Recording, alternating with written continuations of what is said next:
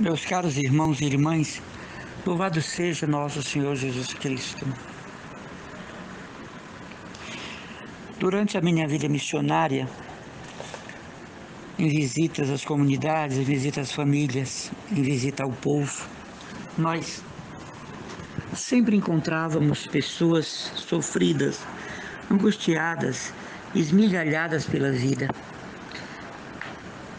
E elas diziam para nós: irmão, o que é que nós podemos fazer? É vontade de Deus, Deus que é assim. Às vezes nós chegávamos na casa de uma família cujo filho tinha sido barbaramente assassinado. Estávamos no velório e a família dizia: foi vontade de Deus, a nossa única atitude é de aceitação. E assim em todas as situações missionárias que eu vivi. Às vezes chegávamos numa casa, um doente de câncer terminal, e o próprio doente dizia: Deus quis assim, seja feita a sua santa vontade. Voltávamos para casa com uma angústia tão grande, porque não é verdade. A vontade de Deus é que nós tenhamos vida e vida em plenitude. Existem realidades que nós mesmos as procuramos e que nós mesmos as mantemos, que nós mesmos as sediamos, que nós mesmos colocamos a culpa no próprio Deus, não é? Existem situações que são criadas por nós, alimentadas por nós, e nós não percebemos. Inclusive, dizer que é vontade de Deus ameniza um pouco e faz com que as pessoas tenham, por exemplo, um sentimento de tolerância com o que está acontecendo. Porque achar que Deus permitiu tal coisa gera consolação. Permitiu a desgraça, mas Ele manda a paz. Permitiu o desemprego, mas Ele manda a providência de todo mundo, que todo dia tem o pão de cada dia. O projeto de Deus, meus irmãos, passa pela pessoa de Jesus. Quando Ele afirma categoricamente: eu vim para que todos tenham vida e a tenham em abundância. É um projeto, é uma proposta, é um plano, é um querer. A vontade de Deus que vivamos na terra de uma maneira digna, honesta, abundante, fecunda, continua a mesma. Os maltratos à humanidade, sobretudo aos pobres, aos negros, não é vontade de Deus, nem expressão de sua vontade, porque assim ele seria um déspota. A vontade de Deus é que nós tenhamos uma vida em plenitude, é que nós tenhamos uma vida na sua santa graça, que nós possamos caminhar na unidade com o seu Filho todos os dias da sua vida, que nós possamos caminhar na busca de melhores condições de vida a partir de uma bênção, a partir de uma direção do Espírito Santo. O Senhor, Ele pode e deve ser o condutor da nossa vida em todas as áreas. Ele pode e deve ser o Senhor e condutor da nossa vida em todas as situações, mas nunca no mal, nunca na situação angustiante, nunca na situação de tristeza, nunca na situação de desordem, nunca na situação de mergulhar no nada. Os santos, está certo, quando eles padeciam, eles faziam uma referência muito grande que Deus assim queria. Era a mentalidade da época. Alguns santos possuíam muito pouca instrução cristã, muito embora iluminados pelo Espírito Santo, chegaram a fazer de suas vidas martírio, penúria, jejum, degredo. Mas a sociedade de hoje, o homem e a mulher de hoje, não aceitam tal pensamento de que é vontade de Deus a morte, o câncer, a pandemia, a leucemia, a AIDS, o desemprego. A humanidade de hoje não aceita que esse morticínio, por conta de grupos e brigas de facções, seja vontade de Deus. Deus está mandando esta cruz para mim. Deus está me esmagando com esta cruz. Deus está tirando de mim a vontade de viver. Essa minha depressão é porque Deus quer, então esse meu suicídio serei perdoado porque foi Deus que mandou a depressão. E a gente se esquece dos recursos da fé para superar problemas. A gente esquece dos recursos da graça para enfrentar situações. Por exemplo, a situação de luto. Onde é que fica a nossa consciência e a nossa esperança da ressurreição daquela pessoa? Onde é que nós encontramos forças para inserir aquela morte na paixão, morte de Jesus? Numa situação de câncer, onde é que nós encontramos a graça de Deus para suportar o sofrimento de um tratamento, a fé de acreditar no avanço da medicina e na dedicação dos médicos? Sim, irmão, é verdade, tem maus médicos. E como tem? Mas existem aqueles homens e mulheres que nasceram como se fosse um sacerdócio. Eu, pelo menos, o meu médico, para mim, a medicina dele é o sacerdócio. Ele é de tal modo que quando está com um paciente agonizando, ele fica com o paciente agonizando, rezando e entregando a alma daquela pessoa a Deus, segurando na mão e dizendo àquela pessoa que não tenha medo, siga firme na direção de Deus. Às vezes acontece problema de família, como separação, divórcio, traição. Cadê aquele suporte que antes havia de louvar, glorificar, exaltar, permanecer na graça? É para essas horas. Não é vontade de Deus. É vontade de Deus que reajamos. É vontade de Deus a nossa resposta. É vontade de Deus o que nós vamos fazer com isso que está acontecendo. Aí está a vontade de Deus. A gente vai na contramão da graça. Aconteceu um infortúnio, vontade de Deus. Não, a vontade de Deus é você superar, é você encontrar forças, é você produzir frutos, colocar para fora a bagagem da fé, a estrutura da fé que está lá dentro. Então, quando eu era jovem consagrado, que entrava naqueles casebres à beira do canal, onde hoje passa a Avenida Raul Barbosa, ali eram todos canais nos morros e havia o canal, não é? Do Lagamar. Entrávamos nas casas, muitas delas tinha toco de madeira como banco. E eu, jovem consagrado, saía arrasado porque eu ouvia da senhora: Deus quer assim, ainda dizia sorrindo, é vontade de Deus. Eu vivo em paz no meu barraco, sem luz, sem água, sem banheiro. Mas aquela pessoa dizia isso com tanta convicção que nós sabemos que é um espírito de fuga, né? Não é um espírito de sublimação. O espírito de sublimação é o de melhorar a vida, de procurar as melhoras. Hoje, quando eu passo ali pela Avenida Raul Barbosa, que vejo o conjunto de casas deste outro lado, e hoje somente o canal que existe agora livre, sem as casas por perto, eu fico lembrando daquelas famílias que eu visitava na década de 80. Quanta penúria! Ah, irmão, não tem um cafezinho para lhe oferecer. Mas Deus quer assim, assim seja feito. E eu poderia ter crescido com uma revolta de Deus, porque eu era um jovem consagrado, não é? Eu poderia ter crescido com um pensamento de que Deus é mau, perverso, cruel, em comparação aos grandes edifícios da aldeota, às grandes mansões, aos condomínios fechados. O estudo, a formação, a orientação de meus superiores, de meus mentores, foram me levando a acreditar que verdadeiramente existe uma chaga social, que a vontade de Deus é que nós reajamos a ela, a vontade de Deus é que nós lutemos contra ela, a vontade de Deus é que nós possamos nos inserir no contexto de quem sofre, tomar posse da luta do outro, porque o outro já não tem forças para isso. E isso não é hipocrisia, isso é projeto de vida inserido na vida consagrada. A gente se consagra a Deus, e por mais contemplativo que nós sejamos e devemos ser, mas é para o outro, em função do outro.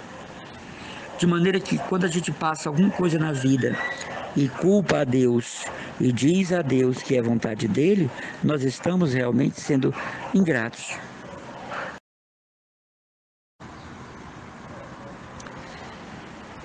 O projeto de Deus passa pela nossa compaixão. O projeto de Deus passa pela nossa solidariedade. O projeto de Deus passa pela nossa vontade de fazer algo pelo mundo. Eu sou instrumento. Deus se usa de mim. Deus se vale de mim. Você é instrumento. Deus se vale de você. É a nossa sensibilidade que é aguçada pelo Espírito Santo para sentir o sofrimento do outro.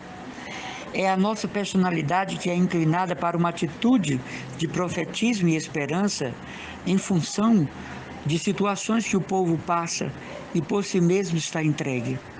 A pessoa humana, ela inserida no mistério de Jesus Cristo, tem mais condição de ajudar os outros. A pessoa humana inserida no mistério eucarístico tem mais condição de ser útil aos outros. Por exemplo, a pessoa que reza e reza de verdade está mais em condição de ser ponte para Deus. A gente não pode dar o que não tem. Esta semana eu estava ministrando um curso para pessoas que trabalham com aconselhamento. E uma moça dizia, às vezes eu chego aqui arrasada e eu tenho que esquecer do que eu estou passando para ajudar aquelas pessoas. Eu dizia, tá certo, mas talvez está precisando você pedir às suas coordenadoras um tempo para que as suas irmãs orem em você, para que as suas irmãs interpretem o que você está passando para Deus, porque a gente só dá aquilo que tem. Por mais que você silencie, como você diz, para isso e escutar a dor do outro, mas por dentro você está pior, então nessa hora a gente para um pouquinho, pede ajuda, solicita ajuda, a gente deixa que os outros cuidem de nós, porque a gente só pode dar aquilo que tem, né? Não existe um aconselhamento fingido, uma caridade fingida, um fique em paz fingido, é o contrário, é o transbordamento do que há em nós. Então eu dizia para essa moça, dê um tempo, peça às suas irmãs de grupo, seus coordenadores, para que rezem em você e com você, para que você volte à atitude de atendimento de pessoas que sofrem. Porque do contrário, a situação emocional vai interferir bastante na forma ministerial de servir as pessoas, e aí daqui a pouco você está 3 vezes pior de tanto ouvir a dor dos outros. É diferente de uma Madre Teresa de Calcutá que sublimava, de uma Irmã Dulce, Santa Dulce, que sublimava. É diferente de um São Vicente de Paulo, que sublimava. É diferente de uma Santa Luísa de Marillac, que sublimava. É diferente de uma Bem-aventurada Lindalva, que sublimava. Nós precisamos entender que não é vontade de Deus nenhum tipo de sofrimento, porque Jesus já venceu tudo isso na cruz, o contrato está feito e fechado. Agora, é inerente na sociedade os choques, as injustiças, a volúpia, a ganância. Aí está a vontade de Deus, lutarmos contra isso, enfrentarmos isso, dizermos não a isso. Aí está a vontade de Deus, trabalharmos contra essas coisas. Aí está a vontade de Deus, reagirmos a ela. Elas continuarão a existir. A nossa função é estar verdadeiramente a serviço da graça. Quem poderia dizer que Madre Teresa, naquele complexo da Índia, poderia ter feito o que fez? Se ela fosse apenas pensar no número, no grau, no conteúdo do problema. Não, ela se inseriu e fez o que estava ao seu alcance, comoveu outras jovens que se sentiram vocacionadas e ela fundou a congregação das Irmãs de Caridade, não é? Irmã Dulce do mesmo jeito. Se ela fosse se impressionar com os aspectos sociais das injustiças na Bahia, por aquelas famílias que eram acostumadas a menosprezar e manipular o povo baiano, Irmã Dulce não teria, de forma nenhuma, iniciado o trabalho e continuaria nas Irmãs do Loreto, dando aula para meninas ricas. A vontade de Deus é enfrentar a morte quando ela acontece. A vontade de Deus não é a morte. A vontade de Deus não é o câncer. A vontade de Deus é enfrentar o câncer quando ele surge. A vontade de Deus não é a necessidade material. A necessidade de Deus é buscar recursos para sair da fome, da miséria e da opressão. A vontade de Deus não é você desempregado. A vontade de Deus é a busca de outro lugar que reconheça suas competências. O fim do seu casamento não é vontade de Deus. É vontade de Deus que você recupere seu casamento ou, na mais completa ausência de possibilidade disso, refaça a sua vida afetiva. A vontade de Deus não é que você envelheça, mas é que envelhecendo faça a vontade de Deus. Dispõe agora de mais tempo para a sua glória, para dar verdadeiramente louvor a Deus. Não é vontade de Deus que as pessoas lhe persigam, lhe difamem, mas a vontade de Deus é que brilhe a sua luz para os seus inimigos. Que você derrote um por um dos seus inimigos pela santidade de sua vida, pela luz de sua vida. Porque não tem inimigo que consiga continuar perseguindo alguém que só expande luz, alguém que só coloca luz, alguém que só projeta luz, até porque a luz ofusca o olhar do inimigo e ele se perde no caminho. Não reaja, não brigue. E nem pense que é vontade de Deus processar ninguém, brigar com ninguém. Ele foi claro, com a mesma medida que você medir, você será medido. Então, o que fizeram com você, responderão direitinho dentro do projeto de Deus. Mas isso não é problema nosso, isso é a palavra de Deus que tem que ser cumprida. A vontade de Deus não é que você esteja com essa dívida imensa. A vontade de Deus é que você procure pagá-la e não entrar noutra. A vontade de Deus é o contrário do que nós pensamos tão facilmente. Encobrimos uma situação como vontade de Deus, e a vontade de Deus vem na contramão do que está acontecendo. Hoje eu queria deixar essa mensagem: pararmos de culpar a Deus por coisas desagradáveis. O louvor pelas coisas boas é tão pequeno, é mínimo, mas a ingratidão e a raiva e a culpabilidade para com Deus do que está nos acontecendo é constante em nós.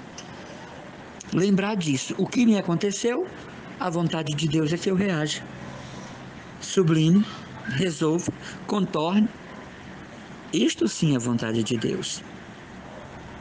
Uma senhora me dizia que com esse isolamento social está para ficar louca, não poder sair de casa. Eu disse para ela: olhe, a ordem de não sair de casa não é absoluta.